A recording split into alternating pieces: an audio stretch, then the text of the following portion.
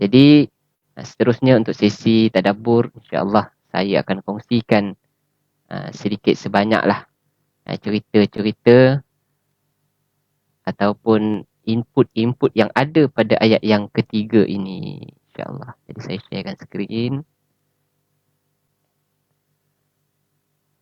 Okey.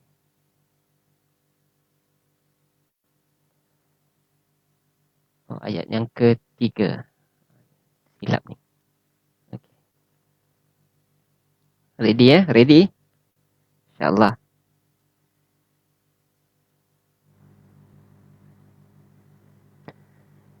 أعوذ بالله من الشيطان الرجيم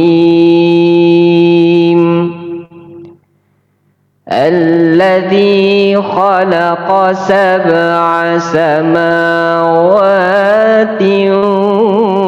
طباقا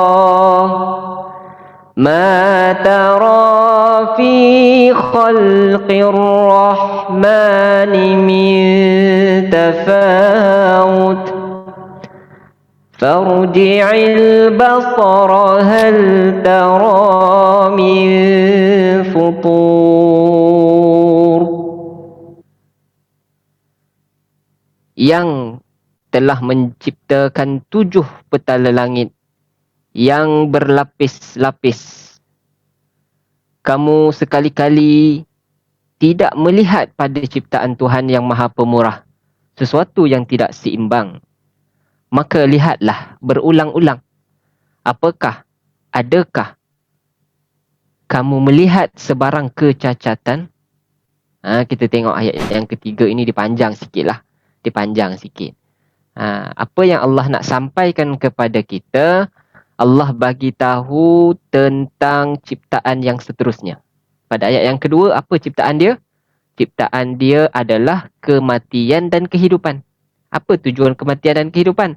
Tujuan dia adalah untuk menguji kita. Ayyukum ahsanu amala. Siapa yang paling terbaik dari segi amalannya. Okey, jelas. Itu yang kedua. Jadi bila masuk yang ketiga, Allah sebutkan lagi satu ciptaan Allah yang sangat-sangat hebat.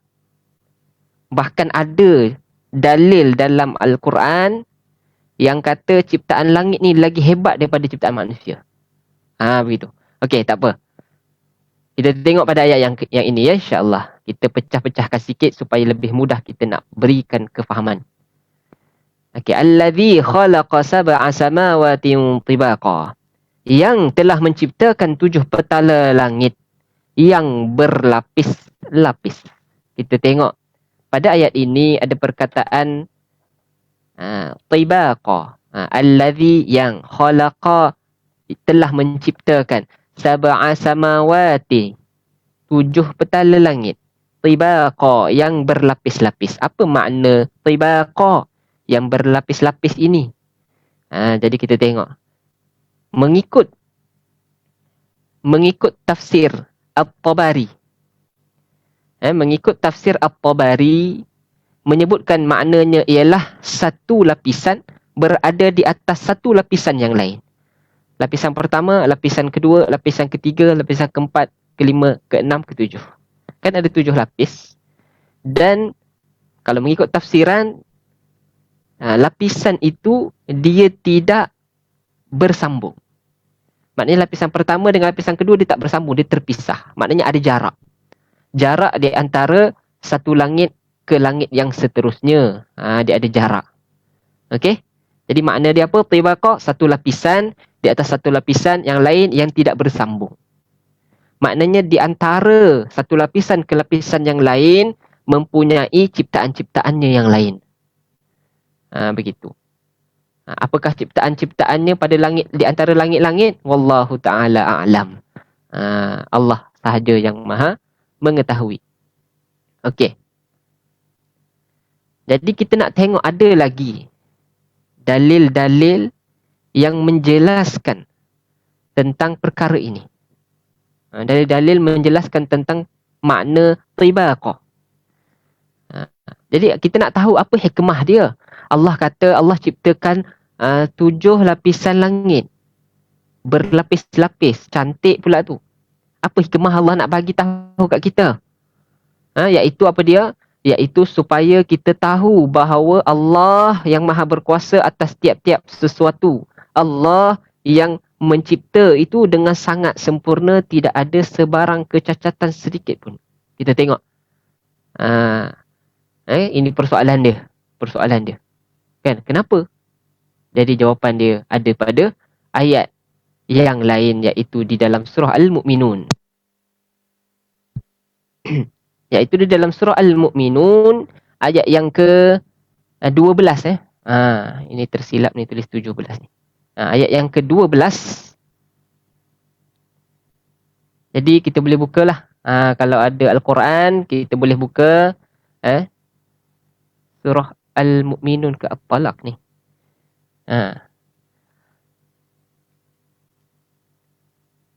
Surah At-Talaq. Silap ni. Surah At-Talaq. Surah At-Talaq ayat yang ke-12. Ini kita nak dapatkan dia punya ini. Ini di atas ni tersilap ni. Dia terambil yang lain. Okey, minta maaf. Yang ini ada atas ni silap ni. Jadi potong. Tulis apa? At-Talaq ayat yang ke-12 muka surat 559. A'udzubillahi minasyaitonirrajim. Allahu alladhi khalaqa sab'a samawati wa minal ardi mithlahun yatanazzalu al-amru bainahunna lita'lamu anna Allaha ala kulli syai'in qadir wa anna Allaha qad ahata bi kulli syai'in ilma.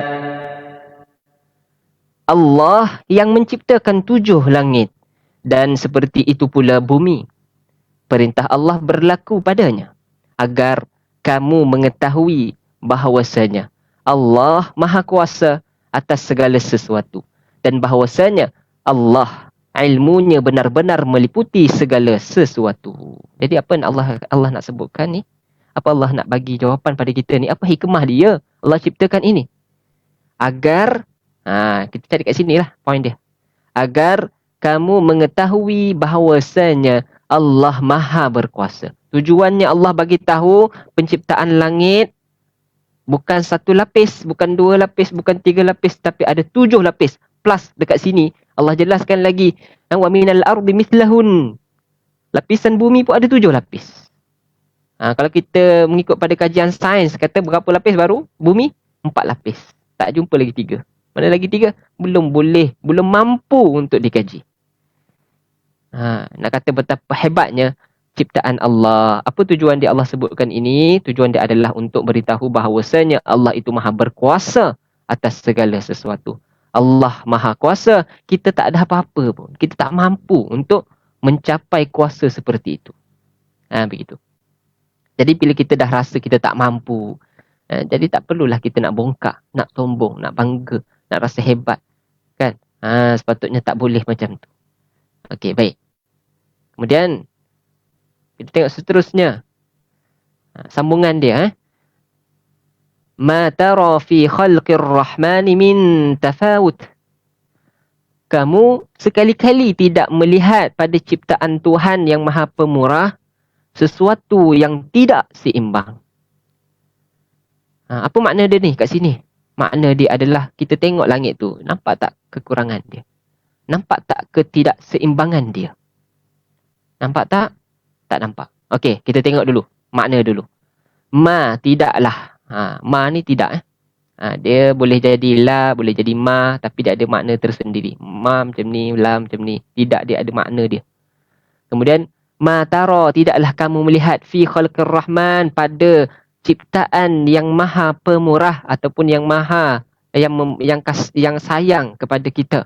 Min tafawut, daripada tafawut, tidak seimbang. Jadi kita tengok yang pertama, perkataan apa kita nak pointkan di sini adalah perkataan yang pertama Ar-Rahman. Ar-Rahman. Kenapa Allah gunakan dengan perkataan Ar-Rahman di sini? Mula-mula Allah sebut pasal langit. Allazi khalaqa sab'a samawatin tibaqa. Allah bagi tahu langit tu ada 7 lapis, berlapis-lapis dan tersusun dengan cantik, tidak bersambung-sambung di antara langit pertama dengan langit kedua, ada jaraknya. Kemudian ma tara fi khalqir rahman, tak ada kecacatan pun pada langit tersebut. Tapi di sini menggunakan dengan kalimah Ar-Rahman, apa tak ada gunakan kalimah Allah sahaja? Ma tara fi khalqillahi min tafawut. Boleh je kan? Tapi kenapa agak-agak di sini menggunakan dengan perkataan Ar-Rahman? Kerana ingin menzahirkan kasih sayang Allah kepada makhluknya. Begitu. Jadi apa dia makna Ar-Rahman? Iaitu kasih sayang Allah terhadap makhluknya. Apabila Allah menciptakan makhluknya, maka Allah sayang, Allah kasih kepada makhluk yang diciptanya. Bukan hanya manusia, tetapi langit, tetapi matahari, tetapi bulan, tetapi bintang, tetapi kalau dalam surah Al-Mulk ada cerita juga tentang burung. Burung pun Allah sebut dengan kalimah Ar-Rahman. Ada juga kalimah Ar-Rahman pada ayat yang cerita tentang burung. Okey. Jelas kan? Jadi kat situ sebabnya digunakan dengan perkataan Ar-Rahman. Jelas tak? Faham tak? Okey. Satu soalan lagi. Apa beza pula Ar-Rahman dengan Ar-Rahim? Ar-Rahman ni apa? Ar-Rahim ni apa? Mudah je. Bila kita nak faham, mudah sahaja. Iaitu Ar-Rahman ini Allah kasih kepada semua makhluk yang Allah cipta. Ar-Rahim, Allah kasih, Allah sayang kepada hamba-hambanya yang beriman kepada Allah. Maknanya dia ada khusus. Umum dengan khusus lah, mudah fahamnya. Ar-Rahman umum, Ar-Rahim khusus. Kasih sayang yang khusus kepada orang-orang yang beriman. Begitu. Okey. Kemudian, makna yang seterusnya kita nak faham ialah pada perkataan, pada kalimah tafawut. Tafawut. Apa makna tafawut? Tafawut kalau kat sini, kalau kita tengok terjemahan, ditulis tidak seimbang. Tidak seimbang. Jadi makna dia apa? Kita boleh dapat di sini yang pertama tidak seimbang. Ataupun boleh kita bagi makna apa? Tidak sempurna. Ataupun kita boleh bagi makna ada kelemahan. Jadi kalau kita tengok pada konteks ayat ini Allah bagi tahu, ma tara, tidaklah kamu melihat tafawut, tidak seimbang tu. Kamu tak melihat pun ketidakseimbangan pada langit. Nampak tak ada kekurangan kat langit? Nampak tak? Tak ada. Nampak tak langit tak sempurna? Nampak tak? Tak nampak. Nampak tak dekat langit ada kelemahan? Tak nampak. Sebab apa tak nampak? Sebab Allah ciptakan langit itu dengan sempurna. Tiada kecacatan pun. Begitu. Okey. Sebelum kita pergi yang ketiga ni. Yang last ni kan. Part yang terakhir ini. Jadi kita tengok ini. Tafawut.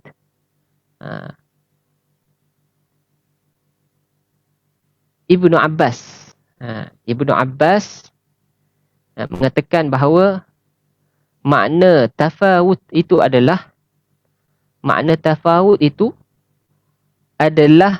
lubang ataupun lompong pada langit tersebut. Pernah tak kita tengok langit tiba-tiba ada lompong, ada cacat, ada keretakan. Ada nampak, nampak tak cantik lah. Macam tu. Tidak ada.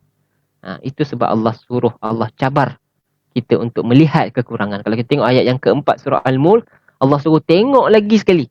Tak puas nombor 3, tak cukup nombor 3. Tak cukup ayat nombor 3. Allah suruh tengok lagi. Nombor 4, pi tengok lagi. Ada tak kekurangan? Kan? Begitu. Kan ayat dia apa? Tu marji'al basar. Pergilah tengok lagi. Ada tak? Tak ada. Takkan jumpa punya kecacatan, kelemahan pada ciptaan Allah itu, iaitu langit. Begitu. Okey. Jelas tak di sini sekarang? Jadi boleh setakat ni. Kalau jelas, boleh komen insya-Allah. Alhamdulillah jelas setakat ni.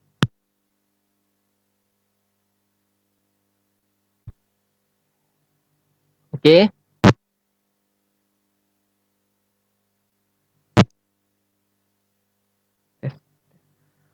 Okey. Kemudian seterusnya pada part yang ketiga lah, pada part yang ketiga. Kemudian kita ringkaskanlah yang part yang ketiga ni. Okey. Farji'il basara hal tara min futur. Maka lihatlah berulang-ulang. Adakah kamu melihat sebarang kecacatan? Nampak tak cacat? Nampak tak cacat? Nampak ke tidak? Jawapannya pastilah tak nampak. Itu tadi. Makna futur apa dia? Ibnu Abbas kata apa? Tadi pun ada makna yang saya sebut tadi. Tafawut. Sebenarnya tafawut dengan futur ni makna dia lebih kurang sama. Jadi Ibnu Abbas kata makna dia adalah apa? Celah-celah yang terbuka. Maknanya ada lompong. Ada keretakan. Kalau mengikutkan apa imam-imam tafsir yang lain, dia kata begitu. Maknanya nampak kekurangan di situ. Ada ke tidak? Jawapannya tidak ada. Okey, baik. Jadi, apakah kesimpulan yang kita boleh dapatkan pada ayat ini, pada ayat yang ketiga ini? Jadi kalau kita recap balik sikit ayat pertama, Allah mula-mula sebut dengan dengan kekuasaan Allah. Tabarakalladzi biyadihil mulku wa huwa ala kulli syai'in qadir. Allah Maha berkuasa atas setiap sesuatu. Kemudian Allah perincikan yang pertama sekali apa dia? Yang pertama alladzi khalaqal mauta wal haya. Allah ciptakan kematian dan kehidupan. Ada tujuan Allah cipta. Kemudian Allah ciptakan 7 lapisan langit. Dan tidak ada pun kecacatan. Apa tujuan dia? Tujuan dia adalah untuk memberitahu kepada kita bahawasanya Allah itu maha berkuasa. Tak cukup dengan itu. Ayat keempat lagi.